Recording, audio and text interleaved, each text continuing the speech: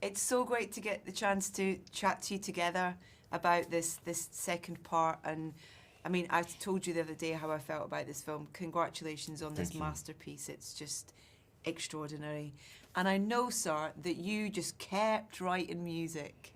You didn't stop, did you? And was he just giving you things whilst you were writing the second film and just... Yeah, the idea that we, in both in our own ways, we never left Arrakis. No. But you definitely let stay on the ground of Arrakis. You never even didn't go in orbit.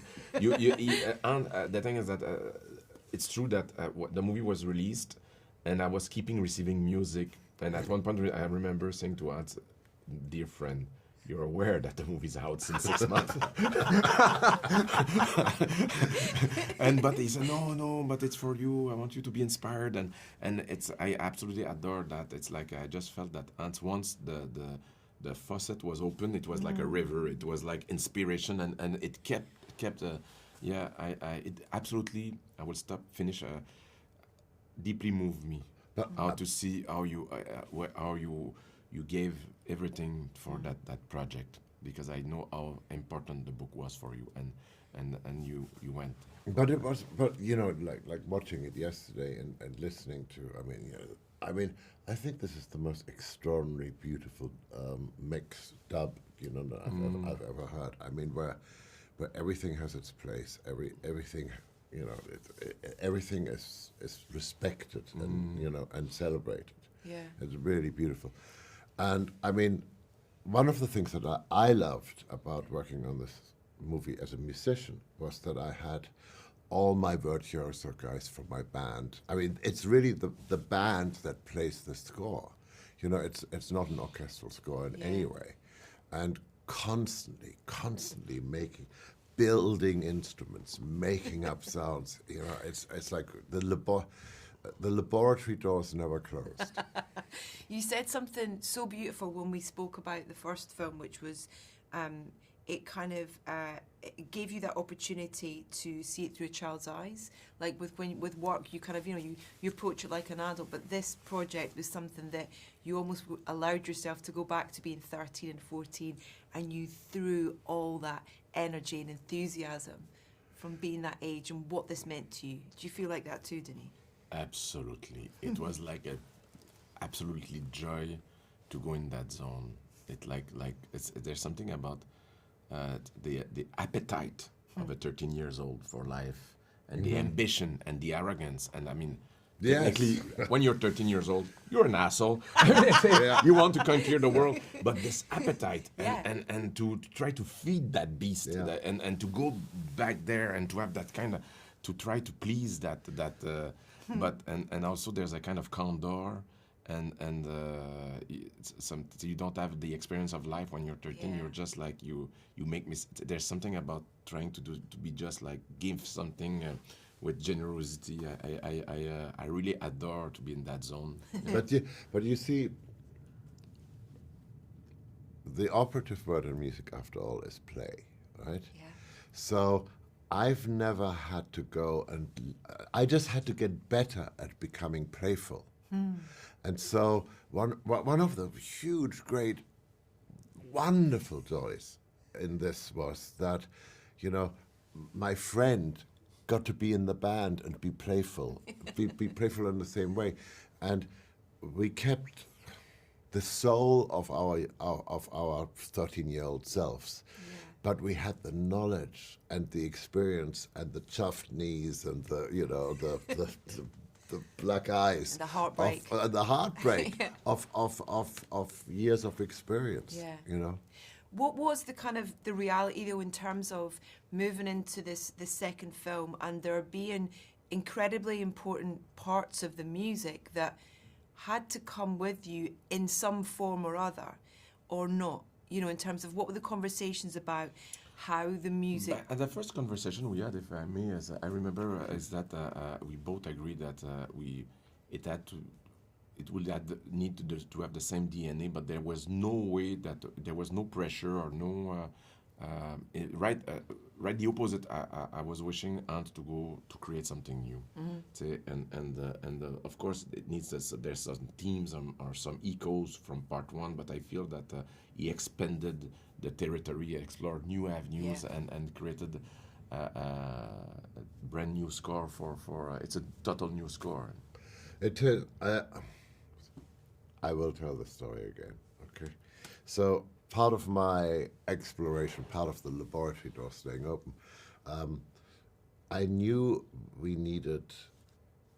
I don't want to call it a love theme because it's far more the what the characters go through is so Yeah. much more complicated. But we needed something like that. So I wrote that, and then when I was on tour, I mean, when I was here in London at the O2, I would open the the set, show. the set with it, right? And nobody knew what it was. And it was this, that was like my little secret thing that, and then when they see the movie, they go, oh, that's what I was listening to.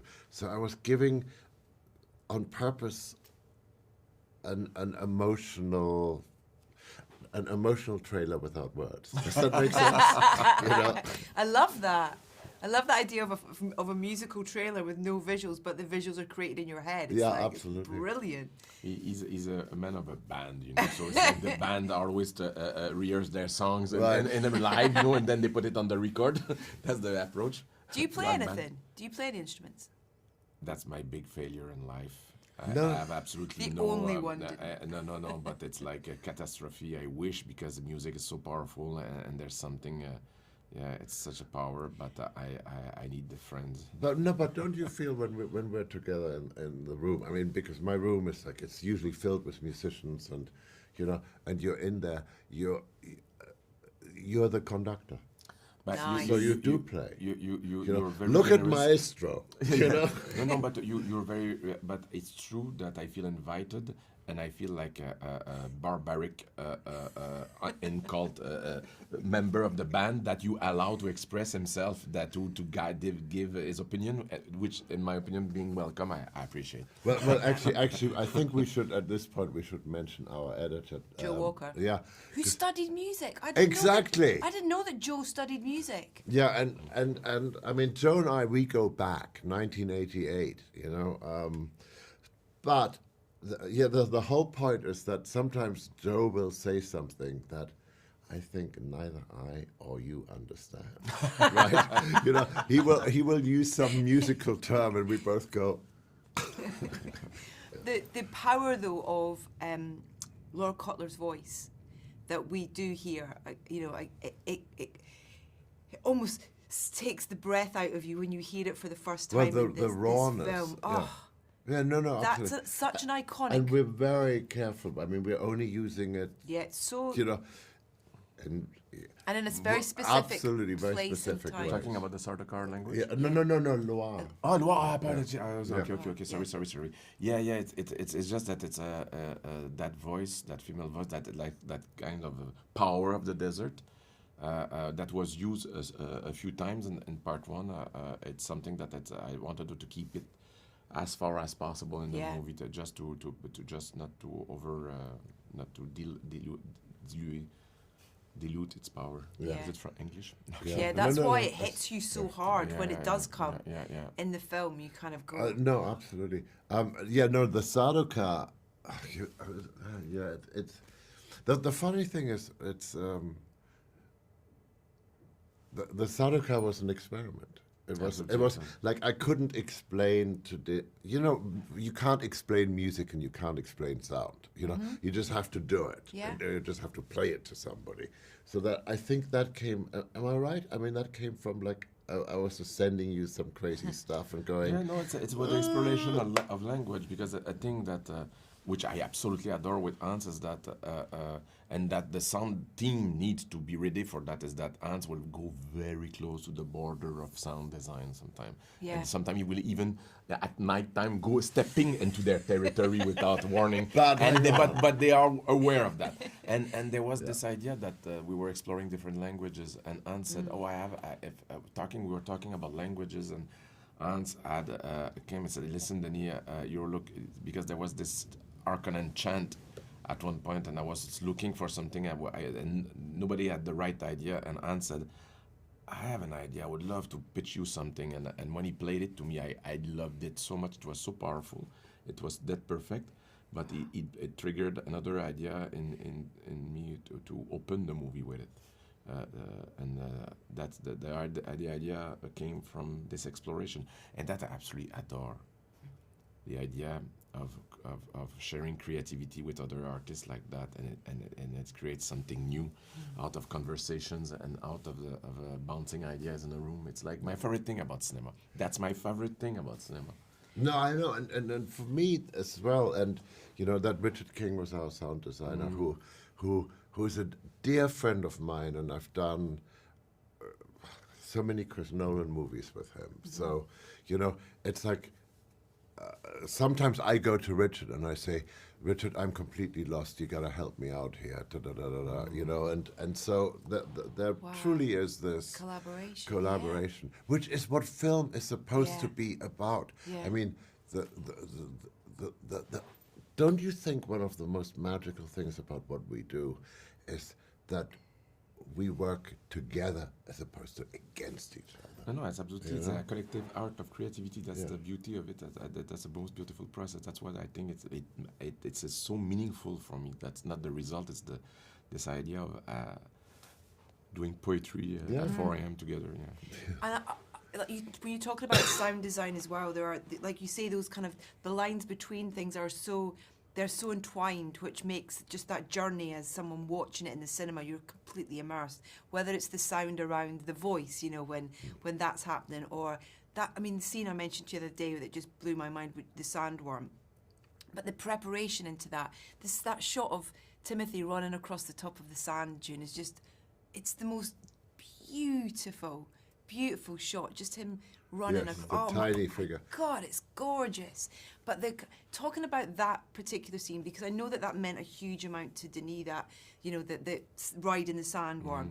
Was it the same thing for you in terms of that was a big moment for you to kind of get right and collaborating on that as to how it would sound? No, I did not collaborate on this. I want to be very, very clear about this. I had no idea. This is what I love. This is what I love. I had no idea how any human being could pull this off. And then when I saw what Denis did, I mean, one of the joys is when somebody comes and brings you something, you know, that you thought was unthinkable and unimaginable, and there it is, and it's yeah. I mean that whole, I mean, the whole sandworm sequence, I mean, and yesterday, I mean, I heard the audience gasp. You know, it's like, I love that you so kept, great. I don't know whether it was, you can hear, you know, Paul vocalising the preparation. You know, he's like, okay, come on. Yeah. And I love that you've got that in there, because it takes you inside that suit with him almost in a way. You know, you can hear him kind of go, okay, you can hear the breath, and it's just like, it's so human and responsive to the situation that you're in that suit with him almost in a way. It's brilliant. Yeah, it was like the idea of the whole project is like you want the camera to be just above his shoulder. Yeah, absolutely. What were the hardest parts for this film, this particular one, to get right musically? Were there sort of trickier moments, or what was the one that took the longest and kind of coming back to, do you think? I don't know. I mean, you know, look, I can't talk about what was the hardest and what was the trickiest. The process is really simple. You just work until you drop because you want to, you know, and then you know you get your partner, you play it to your friend, you know, and then you see if. You see, music is unjustifiable. I cannot say to you, you should like this piece of music because of some intellectual reason, right? You know, it either touches your soul or it doesn't touch your soul. Is that how you know? Or it either serves the image or it doesn't serve the image. But it's an Hans, if I may, is always when he delivers a piece of music, always very vulnerable.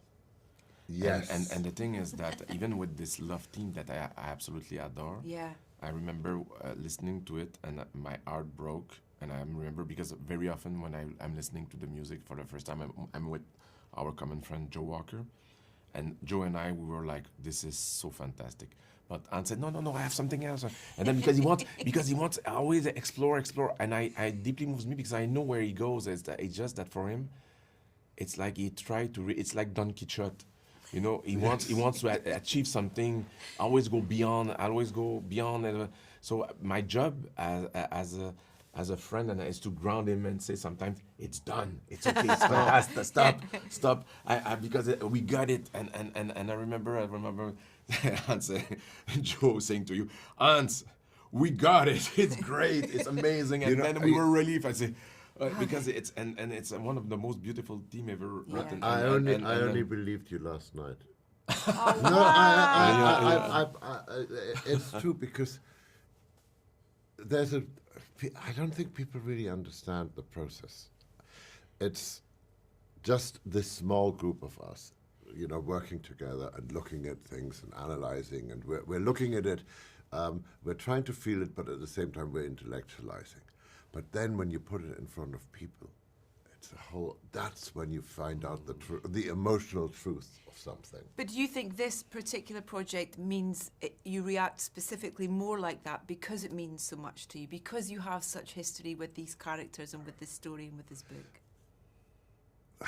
Oh God, yes. I mean, it's the book and really, quite honestly, I mean, the friendship I have with the crew. I mean, Denis, Tanya, Joe, you know, and the friendship and I have and the responsibility I have towards my musicians. Yeah. You know, these are people I work with all the time. So you don't want to.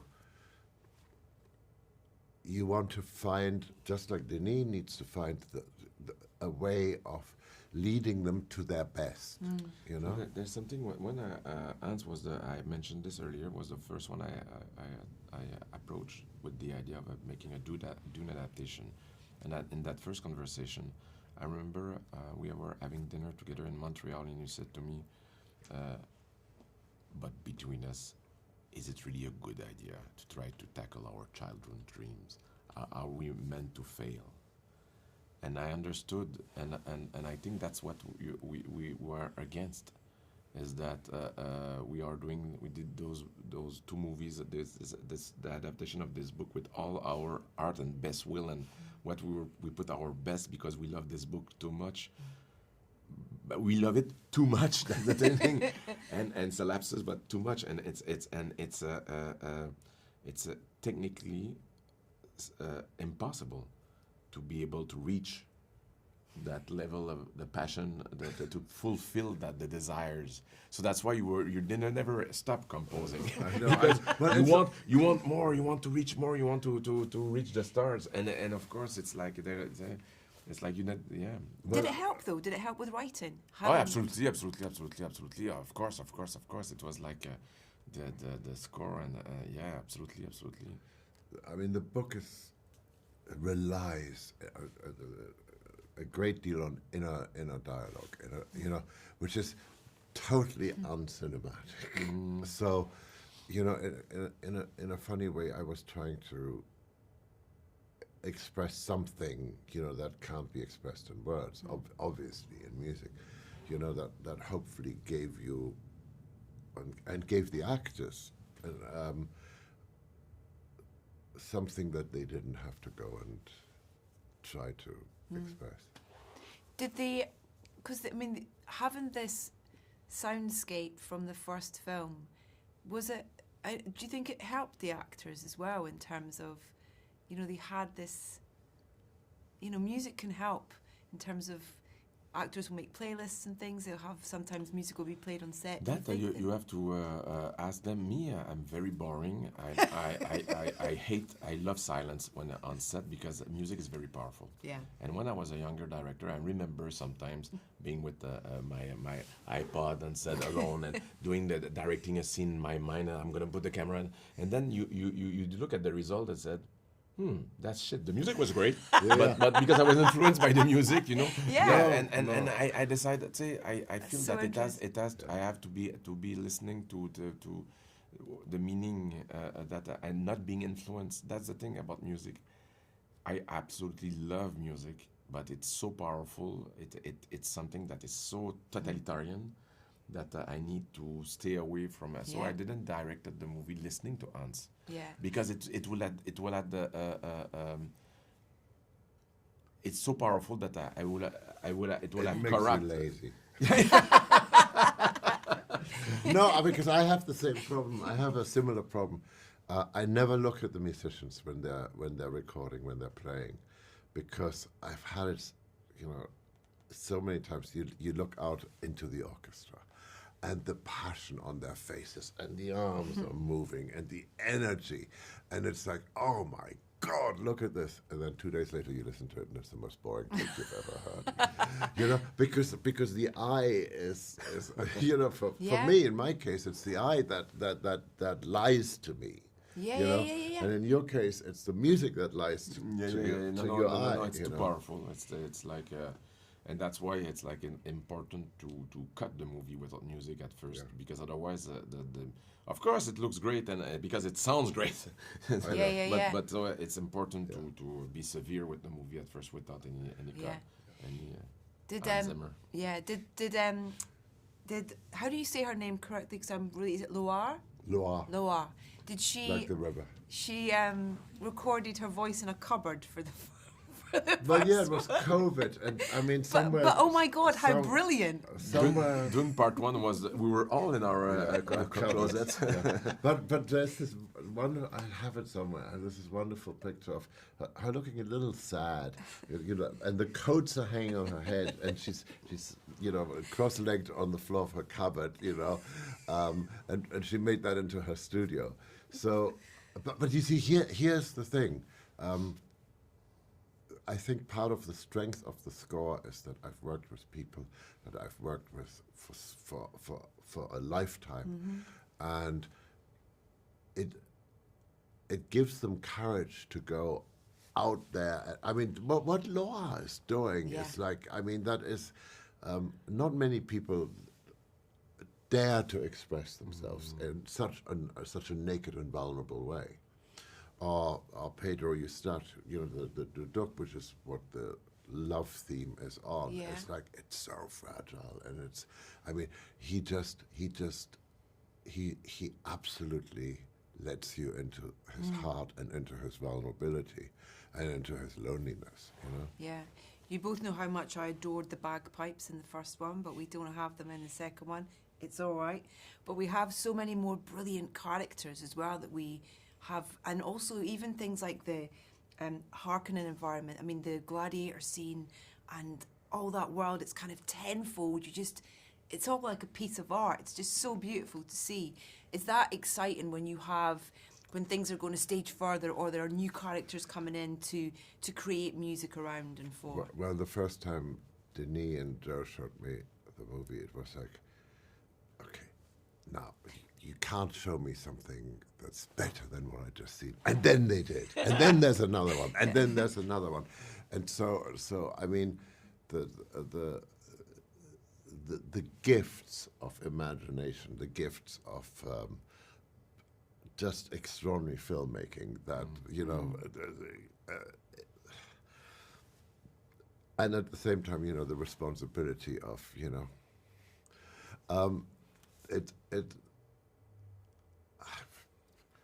it's very, here we are making a big Hollywood movie, and it feels immensely and intensely personal. Yeah. And you know what is weird? I as we are talking, I just remember a dream I had a day or 2 days ago. I just came back, and it was like there was bagpipe and Dune Messiah. I Oh, thought. stop, everybody stop, sorry. Hang on. Bagpipes for Dune Messiah. You heard it, Okay, it's all right, happening. No, I really wait. dream about your bagpipe. No, there is a very, very bad story about the bagpipes. It's a good story. It's a bad story. We were doing a Q&A in New York after a screening, and somebody mentioned the bagpipes. And I said, oh, it's actually not, the sound you hear is actually not bagpipes. It's Guthrie Govan, the greatest guitarist in the world. He happens to be Scottish. That's all right then. Okay. And Denis went, you mean my beautiful bagpipes are not my beautiful bagpipes? Yeah, I feel like Violated. Violated. I know. I said, no, it's Guthrie. And we carried on with the Q&A, and he stopped the Q&A and looked over at me and said, are there any other things you need to confess to me? So it's not 10 players in a church in Edinburgh then? Oh, It was 10 players yes, in the yes, church yes, in yes, Edinburgh. yes. But the single bagpipe Yeah, is Guthrie. Okay. You know, but you know something, That's- not bad. That's, You know? that's brutal. I mean, Yeah. I mean, that's yeah, I cannot trust him after that. I cannot trust this man. He can- hang on, are the spaceships real? You told me they were real. What did you have the most fun creating? You know, thinking about that 13-year-old boy in terms of this world, these characters, all these things in this film. What is there something that kind of sticks out that you're like, oh my God, it's exactly as I imagined it? There's a lot of details and a lot of, but I will say that if you ask me the question and spontaneously, and we are with Hans here, I will say there's something about Federota, the energy of Aston Butler, with Hans' music. There's a moment in the movie that I'm like, ooh, that's close. I know. In my mind, there's an energy. Yeah. It's like a sensation that I was looking for, and it's there, and I'm like, I have like, chills. it's very close to what the In real life, he's such a nice man. It's He's a so transformation. scary. Yeah, it's so scary. He has real power. yeah. On it comes out the screen as well. In the way that he repeats Timothy's phrase in the fight at the end, just that kind of like slightly, it's proper chills. It's great. Before we finish, you mentioned Dune Messiah. I know you need a holiday, you need a break. All I'm going to say is I really hope it's coming because, I mean, this journey that you're on with these characters in this world, we want more. We need more. Would you do Dune Messiah with me, Hans? Well, hang on a second. No. Hold on, that should have been a yes It's a joke. straight I'm away. writing. It's a joke. Yeah. He's already sent you this That has score. been when I left Hans. When the last thing when we He just put the book down. in front of him. It's a dream a bit about that. Oh, well, you deserve a break. But I can't say congratulations and thank you enough as well, just to have this experience in the cinema. I went back with my two boys actually at the weekend to watch brilliant. one in the cinema again before I get to take them to see this again. So thank you so much. It's great to chat to you both. Thank you. Congratulations. Thanks.